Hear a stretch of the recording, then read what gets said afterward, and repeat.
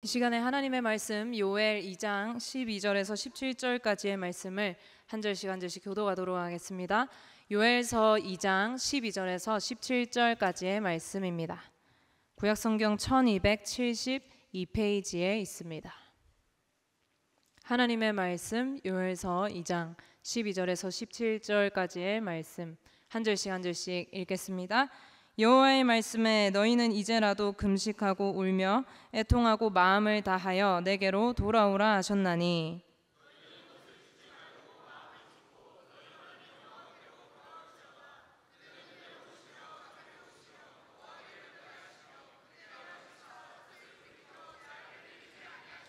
주께서 혹시 마음과 뜻을 돌이키시고 그 뒤에 복을 내리사 너희 하나님 여호와께 소제와 전제를 드리게 하지 아니하실는지 누가 알겠느냐.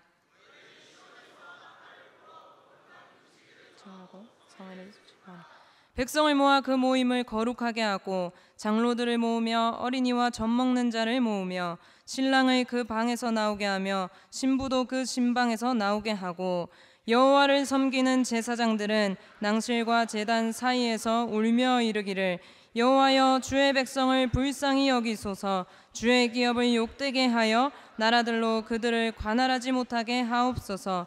어찌하여 이방인으로 그들의 하나님이 어디 있느냐 말하게 하겠나이까 할지어다.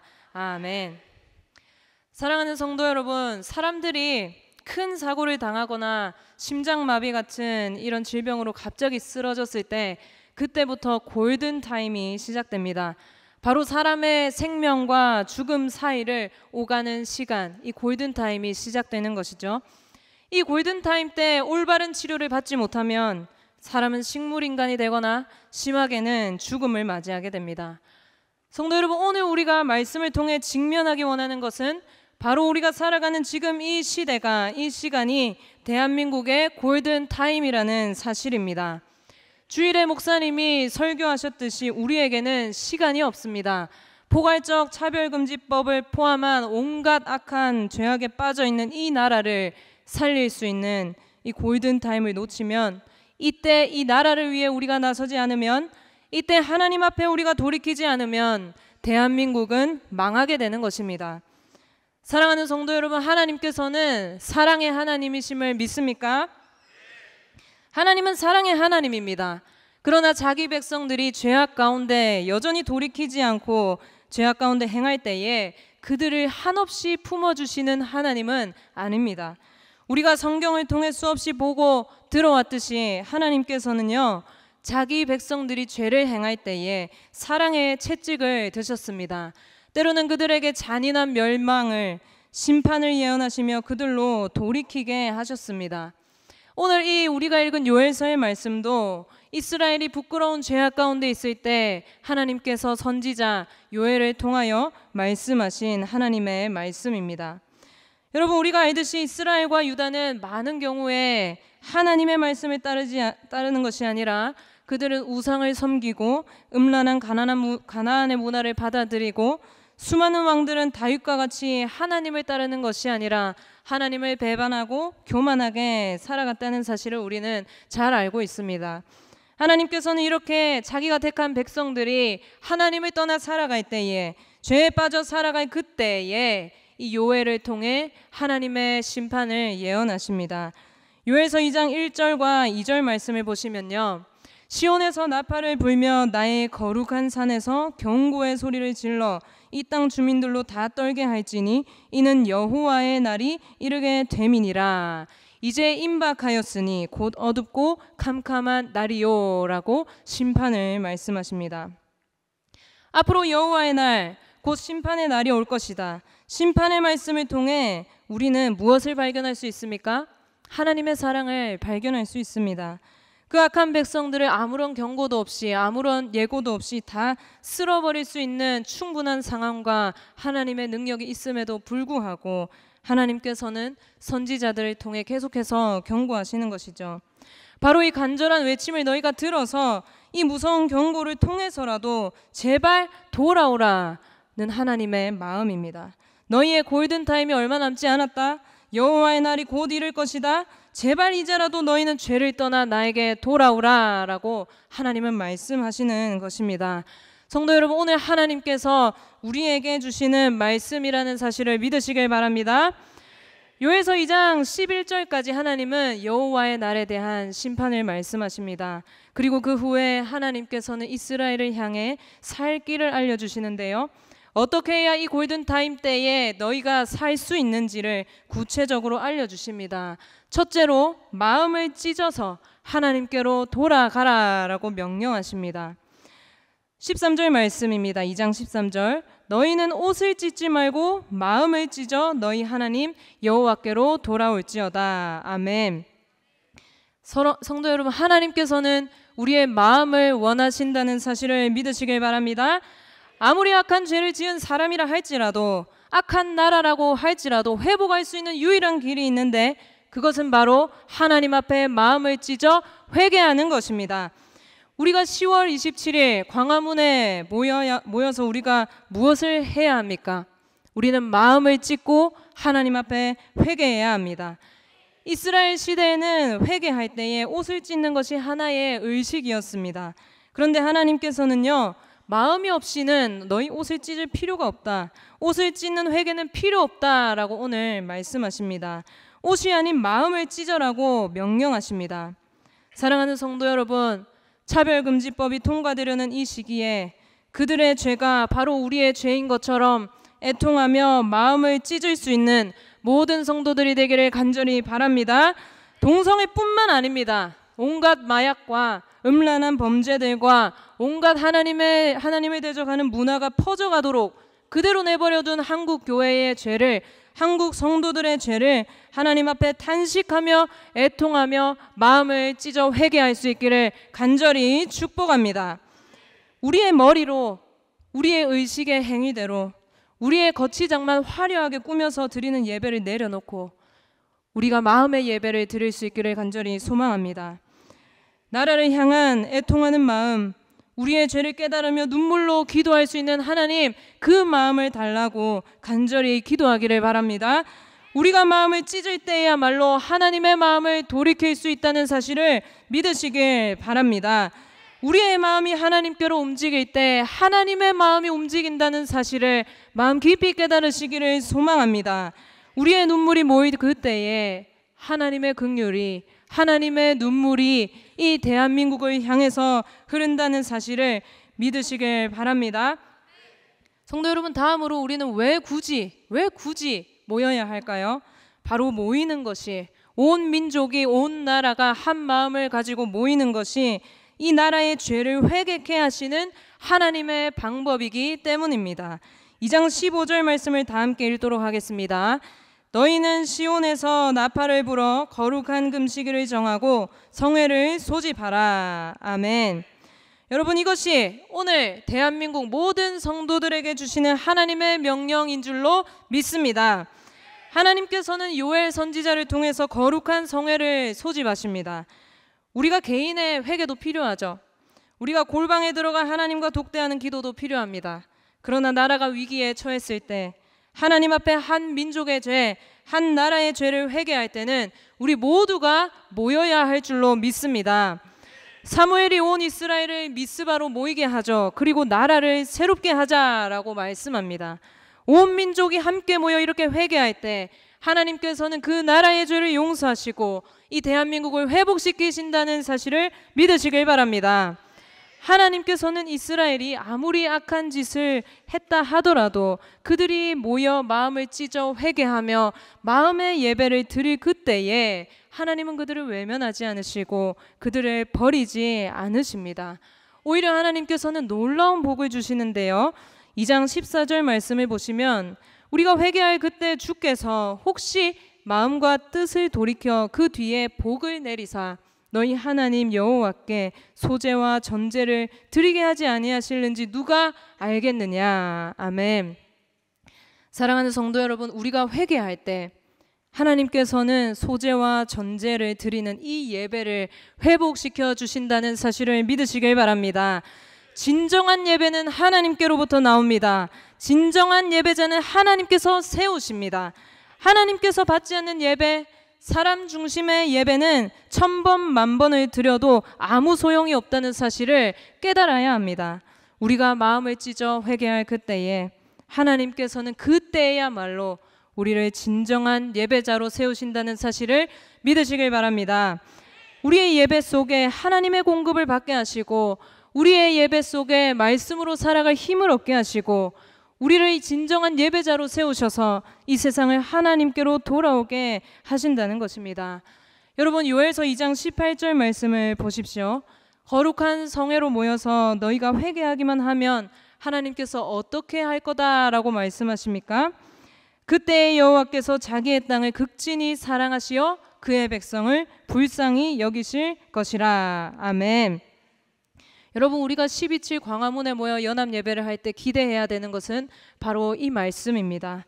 하나님께서는 자기 백성들이 모여 하나님 앞에 회개할 때 그때 자기 백성에게 긍휼을 베푸시는 줄로 믿습니다.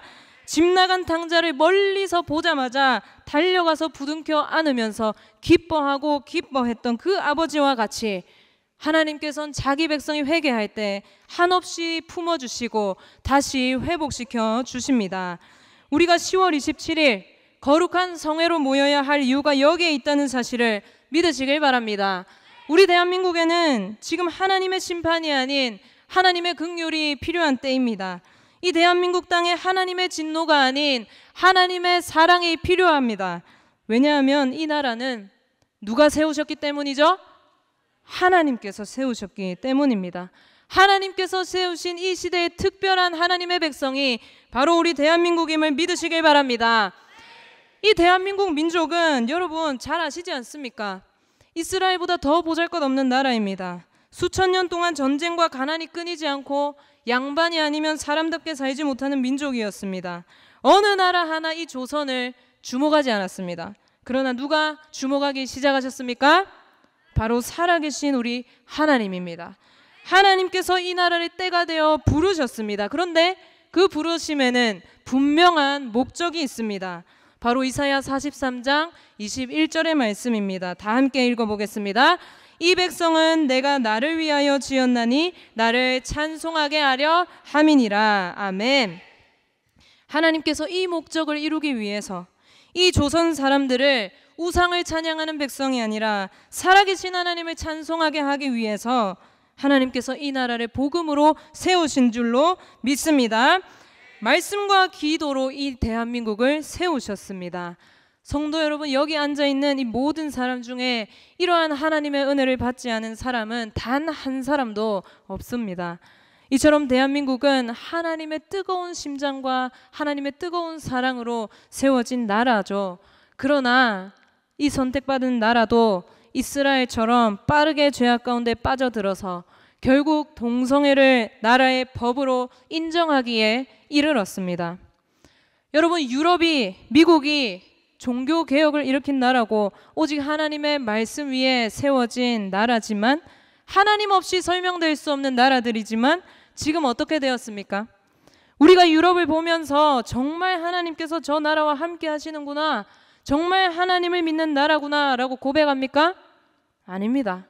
유럽은 이미 하나님을 떠난 지 오래고 미국도 동성애의 천국이 된 지 오래입니다. 더 이상 유럽의 하나님, 미국의 하나님을 찾을 수가 없는 시대입니다. 이 안타까운 나라의 현실들을 보면서 우리가 하나님 앞에 무엇을 울부짖어야 할까요? 요엘서 2장 17절 말씀에 그 답이 나와 있습니다. 하나님, 어찌하여 이방인으로 그들의 하나님이 어디 있느냐 말하게 하시겠습니까? 하나님, 다른 나라 사람들이 이 대한민국을 보면서 대한민국을 세운 하나님이 어디 있는가라고 하지 못하도록, 하나님 그런 비참한 나라가 되지 못하도록 하나님 이 나라를 다시 회복시켜 주옵소서.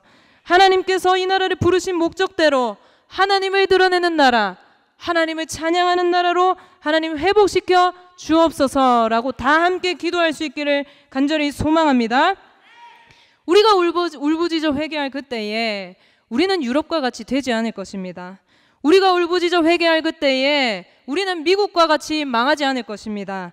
우리가 울부짖어 회개할 그때에 하나님께서는요, 우리의 가정과 우리 대한민국의 교회와 우리 대한민국의 나라를 살리고 오히려 우리나라를 통해 유럽과 미국을, 온 세계를 거룩한 나라로 회복시키실 줄로 믿으시길 바랍니다.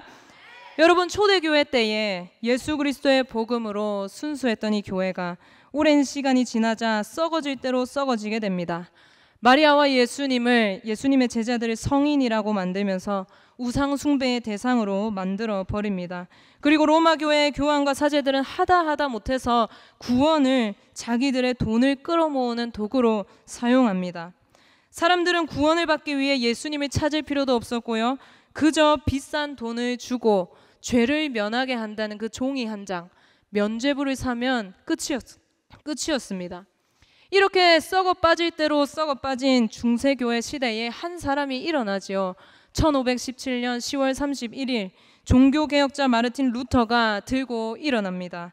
면죄부를 포함한 로마 교회의 잘못된 것들을 세세하게 적은 이 대자보의 95개조 조항을 이제 기록하고 비텐베르크 교회 정문에 크게 붙입니다.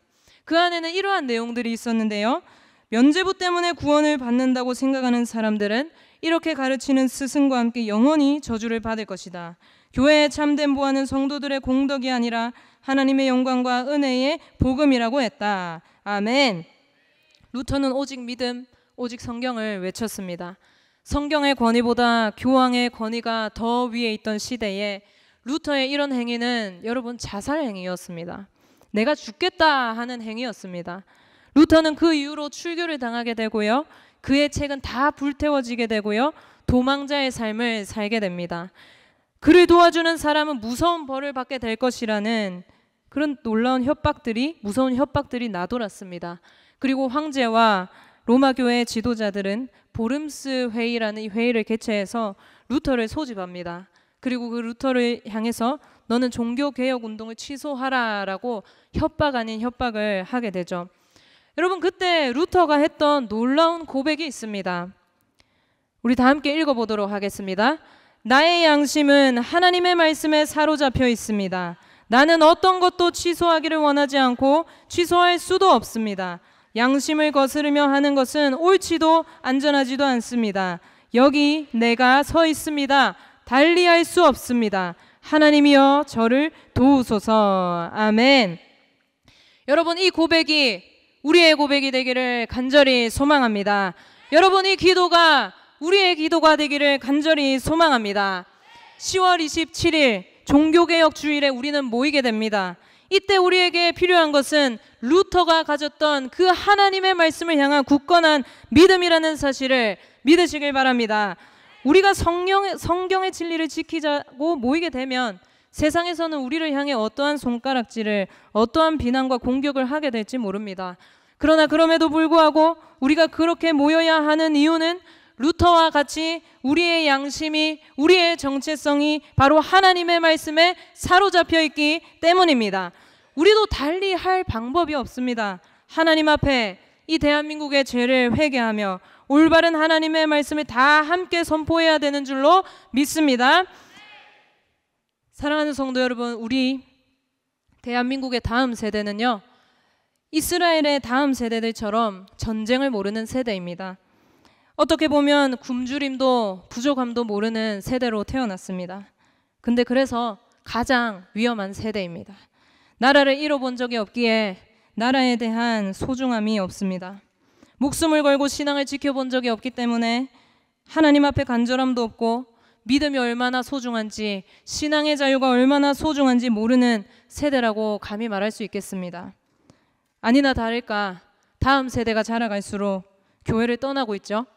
다음 세대가 이 시대의 주도권을 잡게 될수록 이 나라를 하나님 앞에 올바로 세워가는 것이 아니라 이 대한민국의 사사시대를 열고자 하고 있습니다. 하나님은 필요 없다. 너희 소견에 옳은 대로 마음껏 살라 라고 이 시대를 향해 말씀하고 있습니다. 여러분, 그 일에 방해가 되는 교회를 눈의 가시처럼 여기고 온갖 방법으로 교회를 무너뜨리려고 하고 있습니다. 그리고 그 절정이 바로 포괄적 차별 금지법이라고 말할 수 있습니다. 여러분, 이러한 시대에 태어난 한 명의 청년으로서 제가 이러한 다음 세대의 물결에 따라가지 않고 오히려 하나님을 믿고 이 자리에서 하나님의 말씀을 선포하는 사역자가 되어 살아갈 수 있었던 힘이 어디서 나왔는지 아십니까? 여러분, 바로 저의 부모님께서 어릴 적부터 신앙을 가르쳐 주었던 저희 담임 목사님으로부터, 그 부모님과 목사님들로부터 배웠던 믿음, 하나님의 말씀을 굳게 믿는 믿음을 가지셨던 그 믿음의 선배들 때문입니다. 고난 가운데, 질병 가운데 굳건하게 서서 믿음을 지키는 모습, 세상 가치를 따르지 않고 하나님의 말씀을 선포하고 교회를 선포하고 하나님의 복음을 담대하게 전하는 그 목사님의 모습을 통해서 이 아무 보잘것없는 제가 이 자리에 서 있는 것입니다. 사랑하는 성도 여러분, 다음 세대가 살고 죽는 것은 여러분의 믿음과 행동에, 그리고 여러분의 기도에 달려있다는 사실을 믿으시길 바랍니다. 여러분이 정말 하나님의 말씀을 목숨으로 지킨다면 다음 세대도 목숨 걸고 하나님의 말씀을 지켜나갈 것입니다. 우리가 정말 하나님 앞에 목숨 걸고 기도하면서 살아간다면 우리의 다음 세대도 목숨 걸고 기도하며 나아갈 것입니다. 여러분, 우리가 이 나라를 위해 다음 세대를 살리기 위해서 12.7 연합예배로 모여 회개할 때 우리 다음 세대도 언젠가 이 날을 기억하며 일어날 것입니다. 사랑하는 성도 여러분, 회개하는 민족에게는 반드시 희망이 있습니다. 회개하는 민족의 다음 세대는 희망이 있는 줄로 믿습니다. 하나님께서는 반드시 우리의 가정과 교회와 나라를 살리실 것입니다. 어린 아기부터 어르신에 이르기까지 하나님을 믿는 모든 성도들이 이렇게 기도함으로 하나님 앞에 거룩한 성회를 준비하는 우리 세계로교회 모든 성도가 되기를 간절히 바랍니다.